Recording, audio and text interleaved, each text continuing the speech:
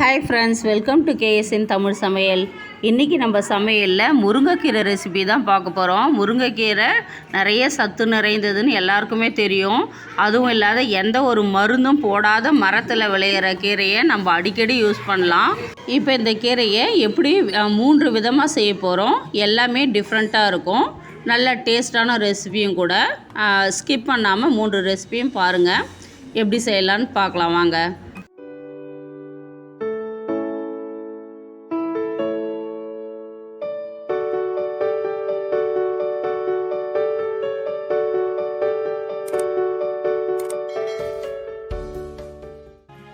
இப்போ நம்ம முருங்கீரை மசியல் பண்ண போகிறோம். அதுக்கு நம்ம வழக்கமாக சாம்பாருக்கு போடுறத விட பருப்பு கம்மியாக ஊற வச்சு வச்சுருக்கிறேன். இப்போ இதில் கொஞ்சமாக ஒரு 1/4 ஸ்பூன் மஞ்சள் தூள், ஒரு 1/2 ஸ்பூன் ஆயில்,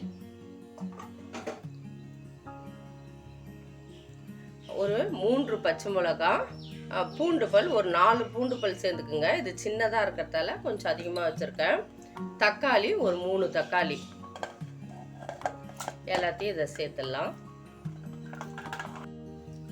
இப்போ இதை மூடி போட்டு ஒரு 3லேருந்து 4 விசில் விட்டுக்கலாம். இது வேகட்டும். ஒரு பக்கம் குக்கர் வச்சுட்டோம், பருப்பு வெந்துன்னு இருக்கட்டும். ஒரு பக்கம் ஒரு 2 கைப்பிடி அளவு முருங்கைக்கீரையை அலசி வச்சுருக்கேன். கடையலுக்கு வந்து நல்லா கொஞ்சம் துளிராக இருந்தாக்கா நல்லாயிருக்கும். இப்போது இதில் ஒரு 1/2 டம்ளர் தண்ணி ஊற்றிக்கலாம்.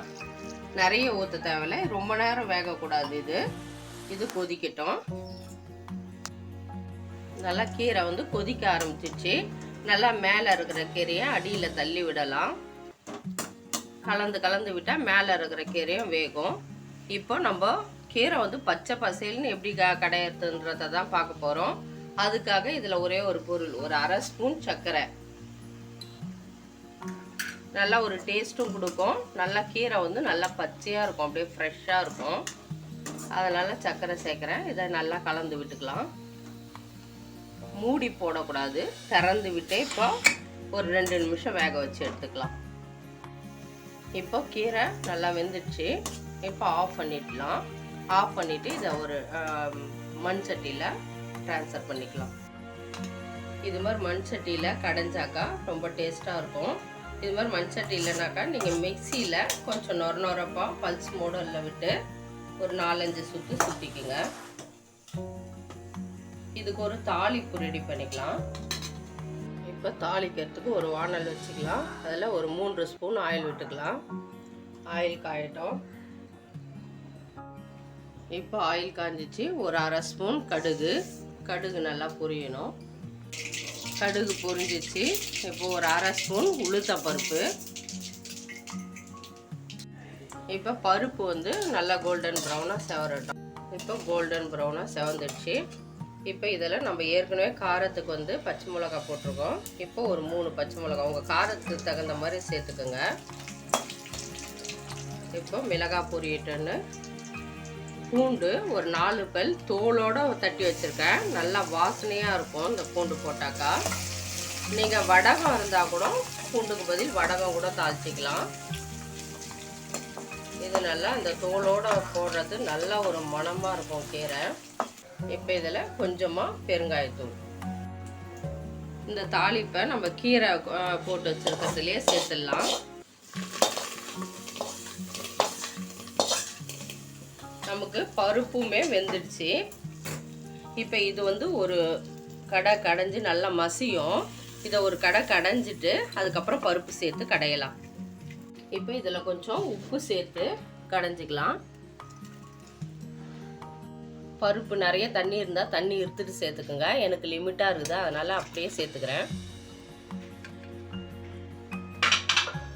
இப்போ பருப்பு சேர்த்து நல்லா கடைஞ்சி விட்டுடலாம். பாருங்க நல்லா மெசஞ்சிடுச்சு. இப்போ ஒரு பவுலில் ட்ரான்ஸ்ஃபர் பண்ணிடலாம். இந்த நேரத்தில் உப்பு எதனா கம்மியாக இருந்தாக்கா நீங்கள் சேர்த்துக்கலாம். பாருங்கள் எவ்வளோ நல்லா க்ரீனாக அப்படியே பசுமையாக இருக்குது. பாருங்கள், கீரை கடையல் நமக்கு ரெடி ஆயிடுச்சு. அடுத்ததாக முருங்கைக்கீரை கூட்டு செய்யலாம். இப்போ முருங்கைக்கீரை கூட்டு செய்ய போகிறோம். அதுக்கு கேஸ் பற்ற வச்சுட்டு ஒரு வானல் வச்சுக்கலாம். அதில் 3 ஸ்பூன் ஆயில் விட்டுக்கலாம். ஆயில் காயட்டும். இப்போ ஆயில் காய்ஞ்சிடுச்சு. இதில் 1/2 ஸ்பூன் கடுகு, 1/4 ஸ்பூன் சீரகம் அதை சேர்த்துடலாம். ஒரு 1/4 ஸ்பூன் உளுத்தம்பருப்பு அதையே சேர்த்துடலாம். சீரகம் சேர்த்தா நல்லா வாசனையாக இருக்கும், அதனால் சேர்த்துருக்கேன். இப்போ 2 வரமிளகாய் பொடியாக கிள்ளி வச்சுருக்கேன், அதை சேர்த்துடலாம். சேர்த்துட்டு நல்லா மிக்ஸ் பண்ணி விட்டுடலாம். இப்போ ஒரு பெரிய வெங்காயம் கட் பண்ணி வச்சுருக்கேன், அதையும் சேர்த்துடலாம்.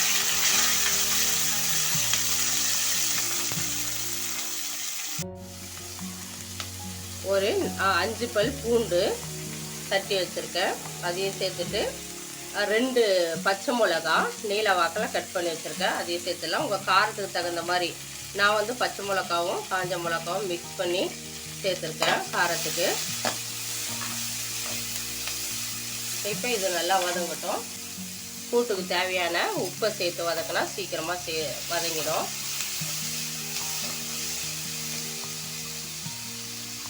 இப்போ இது ஒரு தக்காளி பொடியாக கட் பண்ணி வச்சுருக்கேன், அதையும் சேர்த்துடலாம்.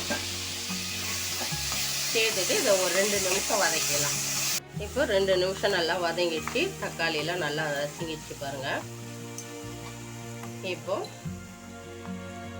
நல்லா 2 கைப்பிடி முருங்கைக்கீரை நல்லா வாஷ் பண்ணி வச்சுருக்கேன், தண்ணி ஊற்றி அலசி வச்சுருக்கேன், அதை சேர்த்துடலாம். அதில்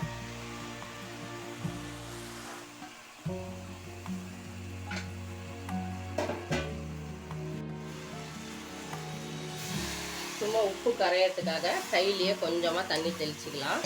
தெளித்து ஒரு 2 நிமிஷம் வதக்கலாம். ரொம்ப நேரம் இதை வேக வைக்கக்கூடாது, கசப்பு தன்மை வந்துடும். ஒரு 2 நிமிஷம் வதக்கி விட்டுட்டோம், போதும். இப்போ வந்து நான் அதாவது பாசிப்பருப்பை வேக வச்சு வச்சுருக்கிறேன். இப்போ பாருங்கள், குக்கரில் ஒரு விசில் விட்டு எடுத்து வச்சுருக்கிறேன். நீங்கள் கிண்ணத்துலேயே கூட நீங்கள் வேக வச்சுக்கலாம், சீக்கிரமாக வெந்துடும். இப்போ உங்களுக்கு கூட்டுக்கு தேவையான தண்ணி சேர்த்துக்கலாம்.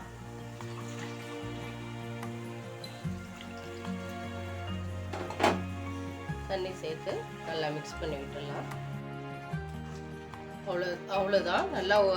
நல்லா கொதிச்சுதுன்னா போதும். நம்ம கடைசியாக வந்து பெருங்காயப்பொடி கொஞ்சமாக தூவி நல்லா மிக்ஸ் பண்ணி விட்டுருங்க. வெங்காயம் வதக்கும் போதே ஒரு 1/4 ஸ்பூன் மஞ்சள் தூள் சேர்த்துக்கோங்க. அதை வீடியோவில் மிஸ் ஆகிடுச்சு பாருங்கள். எவ்வளோ சூப்பராக சாதத்துக்கே போட்டு பிசைஞ்சு சாப்பிட்டாலும் ரொம்ப சூப்பராக இருக்கும். நீங்கள் எவ்வளோ லிக்விடாக வேணுமோ அந்த அளவுக்கு தண்ணி ஊற்றி கொதிக்க வச்சுக்கோங்க. காரமாக உங்களுக்கு ஸ்பைஸியாக வேணும்னா தனி மிளகாத்தூள் ஒரு 1/4 ஸ்பூன் ஆட் பண்ணிக்கலாம். நான் வந்து பச்சை மிளகாவும் வரமிளகாவும் சேர்த்துருக்கேன், அதுவே போதுமானதாக இருக்குது. அவ்வளோதான், சூப்பரான முருங்கைக்கீரை கூட்டு ரெடி ஆகிடுச்சு.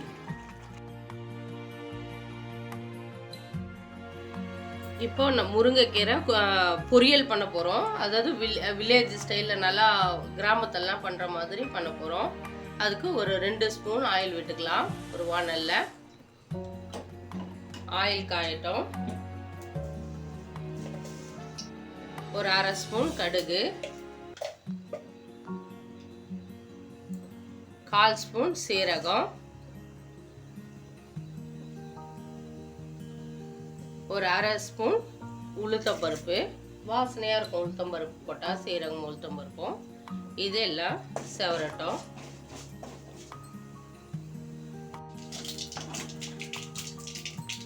ஒரே ஒரு வரமிளகாய் போட்டுடலாம்.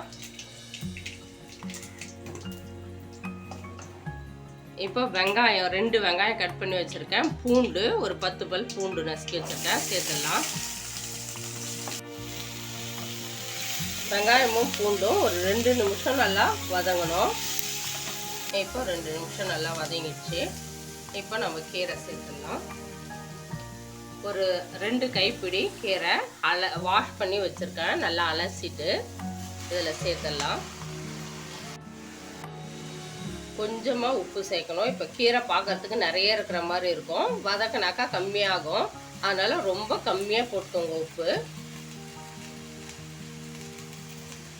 இந்த உப்பு கரையிறதுக்காக சும்மா கையிலேயே ஒரு 2 கை தண்ணி தெளித்து விட்டுக்கலாம். இது தண்ணி ஊற்றி ரொம்ப நேரம் வேகணும்னு அவசியம் இல்லை. முருங்கீரை உடனே 2 நிமிஷத்துலேயே வெந்துடும். அதனால் உப்பு கரையணுன்றதுக்காக தண்ணி தெளித்தோம். இதை நல்லா ஒரு 2 நிமிஷம் வதக்கி விடலாம். இப்போது வதங்கின்னு இருக்கட்டும் முருங்கீரை. அதுக்குள்ளே வந்து ஒரு 4 மிளகாய் வறுத்து வச்சுருக்கிறேன், அதை சேர்த்துடலாம். உங்கள் காரத்துக்கு தகுந்த மாதிரி சேர்த்துக்குங்க. வேர்க்கடலை வறுத்து தோல் நீக்கி வச்சுருக்கிறேன், ஒரு கைப்பிடி. இப்போ இதை வந்து ஒரு சுற்றிட்டு அதுக்கப்புறம் வேர்க்கடலையை போடலாம். ரெண்டுத்தையும் ஒன்றா போட்டாக்கா மெசையாது. இப்போ கொஞ்சம் பொடியாயிடுச்சு. இப்போ நம்ம வேர்க்கடலையை சேர்த்துக்கலாம். வேர்க்கடலை சீக்கிரமாக பொடியாயிடும் ஒரு 2 சுற்றினாலே. அதனால தான் மிளகாவை அரைச்சிட்டு எடுத்துட்டோம். அவ்வளோதான், நொரப்பாக அரைச்சி எடுத்துருக்கோம், போதும். அவ்வளோதான். கீரையை நல்லா இப்படி கிளறி விட்டுட்டே இருக்கணும். மேலே இருக்கிற கீரைலாம் வேகாது, அப்புறம் அடியில் இருக்கிற கீரை மட்டும் வெந்துடும். இப்படி நல்லா ஒரு 2 நிமிஷம் கிளறினா போதும். இப்போ கீரை வெந்துடுச்சு. இப்போ நம்ம அரைச்சி வச்சிருக்கிற பொடியை சேர்த்துடலாம். நம்ம வந்து மிளகாவை ஏன் அரைக்கிறோம்னா, குழந்தைங்களுக்குலாம் அப்படியே மிளகாய் முழுசாக தட்டுப்பட்டுச்சுனாக்கா காரமாக இருக்குன்னு சொல்லுவாங்க. இது மாதிரி அரைச்சி போட்டாக்கா ஒரு நல்ல ஃப்ளேவர் கொடுக்கும். இது ஒரு நல்ல ஒரு சைட் டிஷ்ஷாக இருக்கும். அவ்வளோதான். நம்ம வேர்க்கடலை போட்ட உடனே வேக வைக்கக்கூடாது, ஸ்டவ் ஆஃப் பண்ணிடணும்.